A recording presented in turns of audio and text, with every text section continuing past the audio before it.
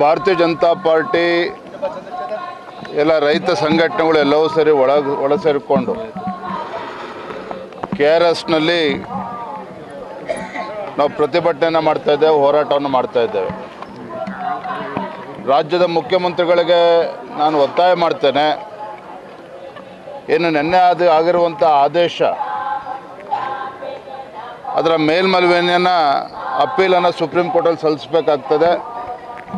ಕಾವೇರಿ ಕೊಳ್ಳದ ರೈತರ ರಕ್ಷಣೆಗೆ ಅವರು ಕ್ರಮವನ್ನು ಕೈಗೊಳ್ಳಬೇಕಾಗತ್ತೆ. ಈಗಾಗಲೇ ಕುಡಿಯೋ ನೀರಿನ ಹಾಹಾಕಾರ, ರೈತರ ಬೆಳೆಗೆ ನೀರೇ ಇಲ್ಲದಿರ್ತಕ್ಕಂಥ ಪರಿಸ್ಥಿತಿನಲ್ಲಿ ಮತ್ತೆ ತಮಿಳುನಾಡಿಗೆ ನೀರು ಬಿಡ್ತಕ್ಕಂಥದ್ದು ಸಮಂಜಸವಲ್ಲ.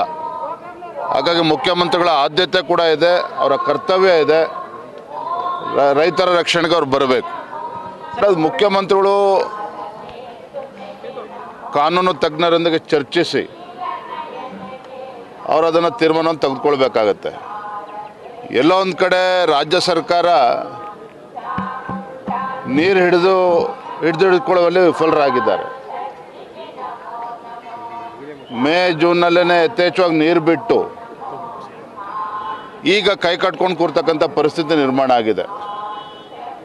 ಯಾವುದೋ ಒಂದು ಮುಂದಾಲೋಚನೆ ಇಲ್ಲದೇ ನೀರು ಬಿಟ್ಟಿರ್ತಕ್ಕಂಥ ಪರಿಣಾಮ ಇವತ್ತು ತಮಿಳುನಾಡು ಕೂಡ ಮತ್ತೆ ಹೆಚ್ಚು ನೀರನ್ನು ಬೇಡಿಕೆನ ಇಡ್ತಾ ಇರುವಂಥದ್ದು.